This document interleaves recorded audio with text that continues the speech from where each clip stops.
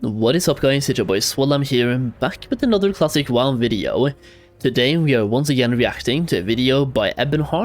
This is the same guy that made the video called All Leaks Lead to Classic Plus at BlizzCon 2023, which we reacted to last week and made a video about last week, and he's made a, not really a follow-up, but a brand new video once again, and this one is called Microsoft Making World of Warcraft Great Again, and the title itself basically drew me in. We're gonna watch that today. I think Addon, the videos he's making, they're really good, and he speaks way better than I can, which is great, and just the editing is really good as well. It's both fun, informative, and good at the same time. So once again, I'm reacting to Addon's video. The OG video will be linked down below, so if you want to watch the entire video, it's a 10-minute long one, so we're just going to get right into it, but I'm going to pause it every now and then and give my own reactions to it, so if you want to watch the entire thing without me commenting over it, then once again the link will be down below. Either way, let's get into it, boys. So this right here, this is Addon's channel, and this is the video we are reacting to today. As you can see, I've already watched about 2.5 minutes of the video itself, because I just wanted to check it out, and it looks really promising. So once again I thought to myself, I'm not gonna spoil the experience, we're gonna watch this together, and I'll give my live takes as we go through. Make Azeroth great again, boys.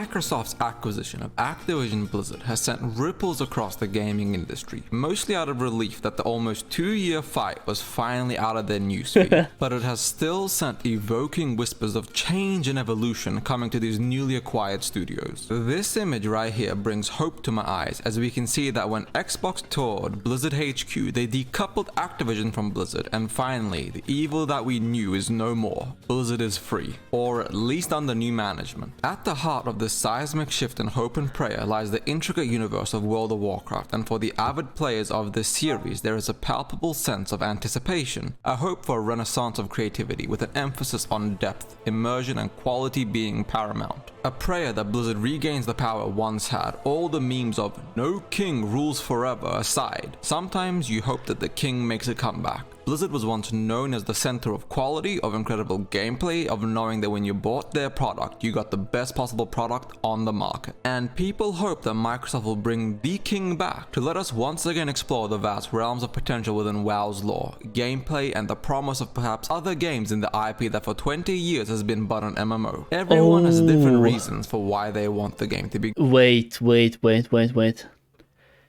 That was Siege of Orgrimmar gameplay. That just gave me so many flashbacks to like good memories. I love that raid, I'm not gonna lie. I know people have like mixed opinions on what is it called, Mists of Pandaria, but for me that raid was fantastic, man. Great, and personally for me it's the rich tapestry of WoW's lore that has the potential to be incredible, to be phenomenal, yet has been gutted by profit-driven storytelling. Oh, what's the name of this this series? Faithbringers? No, it was something else. Like the name of that graphic series, basically. It was so good and so well made. The often unforgiving maelstrom of quarterly profit targets, the nuance of storytelling, and throwing together a vast and complicated and yet I dare say controversial story can sometimes be lost because it's not what shareholders want. Controversy doesn't sell, and that's why all the women in World of Warcraft are now fruits. It can also make epics feel hurried and legends appear cursory or just as a cash grab for a quick buck from nostalgia. However, the winds of change are here, and by that I mean I still believe, by the way, that one of the major drivers for making Classic WoW in the first place was that they could give us Classic WoW, not put in any cash monetization, but they always had the idea of milking it in TBC. Coming out with deluxe editions, eventually WoW tokens, we have so many things. We even have cash shop mounts, basically, or like bundles for subbing. We even have paid level boosts in Classic WoW, and I feel like one of the main drivers or main factors behind the scenes for Classic WoW was the fact that they were always planning to put these in. We even have leaks from back in Classic WoW that said, literally, we have videos on this, that they were always planning to put the WoW token into the game in Wrath. What happened? They put the WoW token in Wrath. I have a video from phase 6 of Classic WoW that showcased a leak about the WoW token. and they came out at that time. It's insane. The wormhole goes deep. Is that what you're supposed to say? I don't know.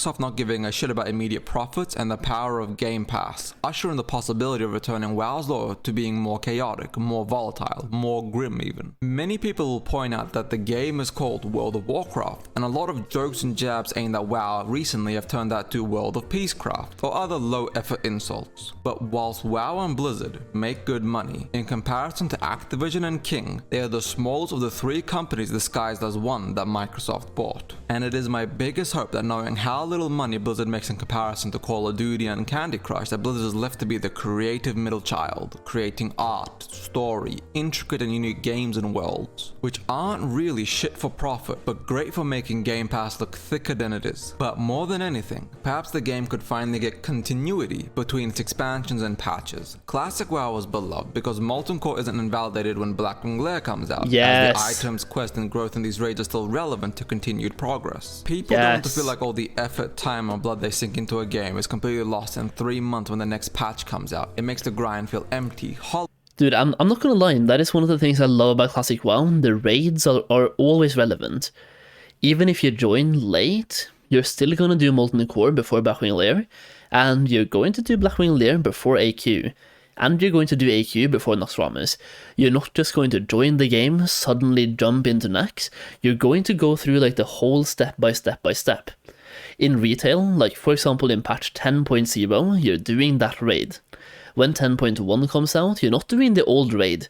You're just gearing up through dungeons and jumping straight into the abandoned new raid. So the second a new raid comes out, the old one, nobody cares anymore. You just do dungeons, do the new raid. I really wish they found a way to make like old content still be relevant, patch by patch.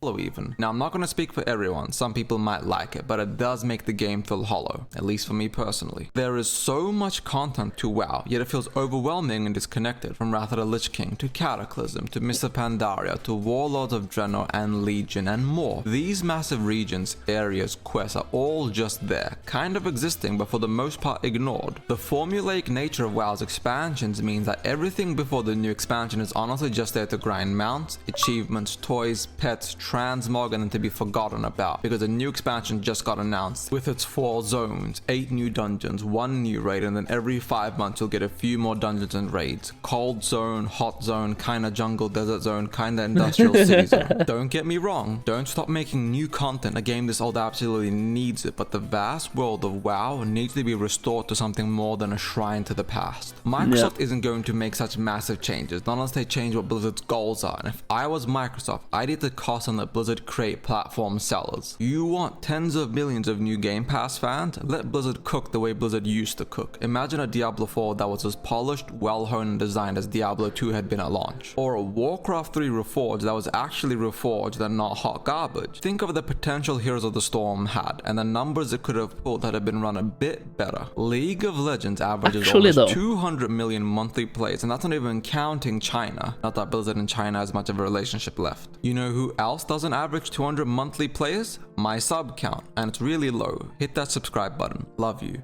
But the best hope for Game Pass and Xbox, as well as for Blizzard, is for Microsoft to let people cook creatively. Make Warcraft 4, make StarCraft 3, make a Diablo horror game.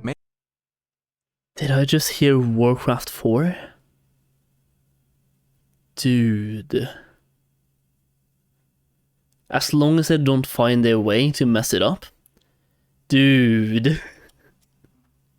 Make a Warcraft RPG or a Warcraft dating sim. I don't know. Let Blizzard cook with creativity, because creativity and passion build brands and then quarterly profits destroy them. The vastness of Azeroth, the cosmic realms beyond, and the rich history spanning millennia beckon. There are so many tales yet untold of lesser known time periods, ancient civilizations, or even the tantalizing lure of alternate timelines. Yet, what is a grand story without its characters, its stages, and its interactions? Of WoW's recent storylines, heck, even the last few expansions, which new characters do you even care about? Who who do you even remember? None at all. The very gameplay that allows players to live, I'm not gonna breathe, lie. and shape these narratives has often been ensnared in the trappings of commercialization. The lure of microtransactions, while incredibly lucrative, has sometimes overshadowed the essence of the game. With a renewed focus, WoW can champion the player's journey. The primary reward systems can gracefully pivot from the overtly commercial in-game shops to the more intrinsic accomplishments that players earn through ingenuity, perseverance, and strategy. Those cash shop mounts look great, but what if they had even better mounts in-game? Heck, you know what? Add recolored mounts to the store. People will buy it, that's what we do. But make the base attainable in-game as well. Think about what made WoW fun. The euphoria of completing a Herculean raid, the satisfaction of mastering a complex profession after hours upon hours of grinding, or the sheer joy of exploration can become central to the player's experience. Furthermore, Oh my liberating days, content dude. releases My cat is being annoying 2 sec. Alrighty boys, we're back. from the shackles of a rigid schedule can result in expansions that are not just larger but richer. New classes, uncharted territories, revamped mechanics, and evolving player versus environment challenge can rekindle the magic that has defined WoW for years. Every MMO used to steal from World of Warcraft, and honestly, now it's time to steal back. Literally, Yes. plunder the best thing about every other MMO and make it WoW. Other MMO companies used to be afraid of a WoW patch or a Lance expansion. Now though, nobody is scared. Except maybe Classic Plus will make them shake in the boots for a while. Depends on how good or bad that goes. As we look away from just the MMO, the WoW universe beckons with potential beyond our familiar MMORPG format. Azeroth's Chronicles are versatile, capable of spanning genres and platforms. Strategy aficionados could relive key historical battles in a turn-based or real-time strategy format, and whilst those craving intimacy with characters could embark on narrative-driven solo campaigns. Look how successful Baldur's Gate 3 was. Imagine if World of Warcraft had an RPG to the same scale as Baldur's Gate 3. These vast That would be landscapes, insane, from by the way. shimmering spires of Silvermoon to the rugged terrains of Northrend, could be perfect for sandbox-style games where creativity meets lore. Additionally, in this insane era of connectivity where everyone has a phone, and which is one of the areas of Xbox and Microsoft are out You guys have phones, right? You guys have phones, right?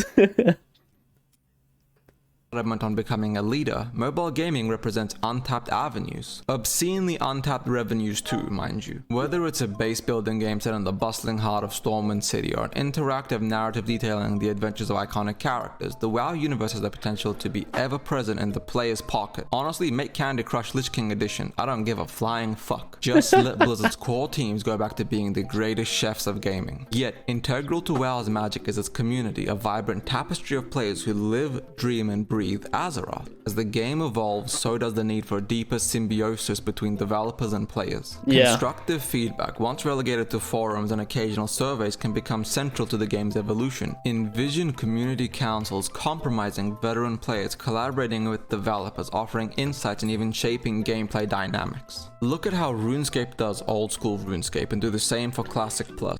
Literally, look at old school RuneScape, do the same thing with Classic WoW, old school WoW, I don't care. Do what they're doing. It's working. Like, copy. Back in the day, I'm just gonna echo what Ebonheart said here, but back in the day, other gaming companies used to steal from WoW. It's time to steal back. Look at what all the other games are doing, what's working for them. Do the same. There's no need to reinvent the wheel here. The wheels are already out. Copy them, make your own brand from them, GG easy. Literally copy from OSRS, take some elements and aspects from Final Fantasy, and we're Gucci. Or just for classic seasons, and let the players vote on what they want, the changes, the new content, the gameplay itself. If players ruin Classic Plus or the new classic seasons, at least this time we can admit we all suck together, developers and players alike. Even the role-playing community, a vibrant yet often overlooked segment, can find renewed focus. Imagine all the ERP I mean roleplay, through dedicated zones, events, tools, tailored for player-driven narratives. WoW could metamorphose into a thriving digital theater where every player is both actor and audience. Finally, as we contemplate the future, the longevity and enduring allure of the WoW universe becomes paramount. By eschewing fleeting gaming trends and anchoring itself in its foundational strengths, WoW can ensure its legacy remains undiminished. The intricate storylines, the finely tuned gameplay. That cinematic, by the way, was pristine. I believe that one was from BFA, but don't quote me on that, but I believe so. Like the one from, was it Jaina? Not Jaina, it was Sylvanas, right? Wait, Jaina, yeah. I think that was BFA, don't quote me though, maybe I'm wrong. Either way, cinematic. Balance and the indomitable spirit of community are its lifeblood. This renewed focus paves the way for not just sustaining but enhancing this incredible legacy. Siege and of for Microsoft, the Orgrimmar. future could see investments in next generation graphics, cutting edge infrastructure, and initiatives that go beyond the game. VR, AR, AI, and so much more could be. What is this? What is this? And why do I want this so badly? Like, if this was WoW.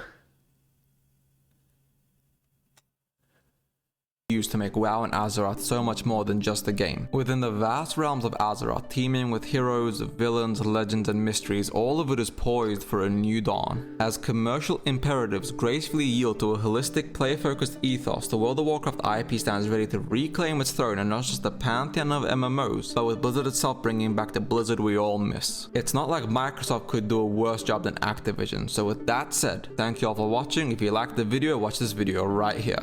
Ebonheart out. That was a good video, dude. Holy. I really like that one. Went over like a bunch of things. Like, it's a 10-minute video, but he went through so many different aspects and topics. It was just like fast pace, covering things, getting some memes in there at the same time, keeping it fun, lighthearted, covering topics we need to talk about.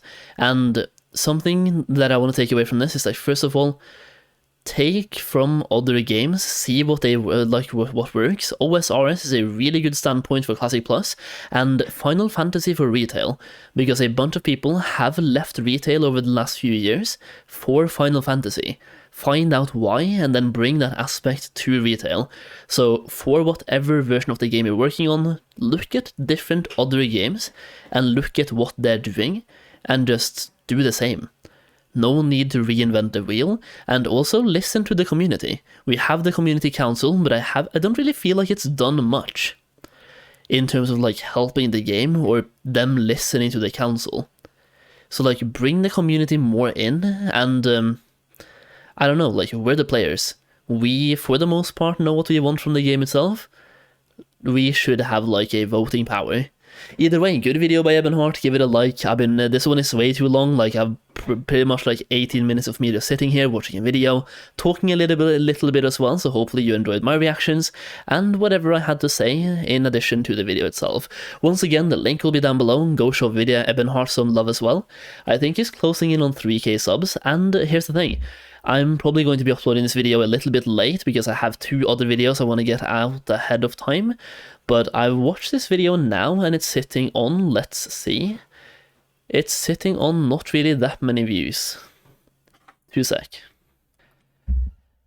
Okay, the video is sitting on 1,600 views and it came out 4 hours ago. I wanted to say let's get this one to like above 200 likes, but this video, my reaction is going out later, so at this point, I don't know how many views the video is going to have, but it's going to be fun to look back and see how much this one has blown up, because I really think this was a really good video, once again by Ebonheart. Just fast-paced, covering topics, and it's important topics as well. So once again, really good video. Go show him some love, subscribe to him if you haven't. If you enjoyed the video as well, like, subscribe to him, right? Either way, that's the video for today. Hopefully you enjoyed my reactions. If you did, leave a like on this video too. Subscribe to me as well. That's pretty much it though. Hopefully you enjoyed. Thank you so much for watching, and I'll see you again very soon. Peace.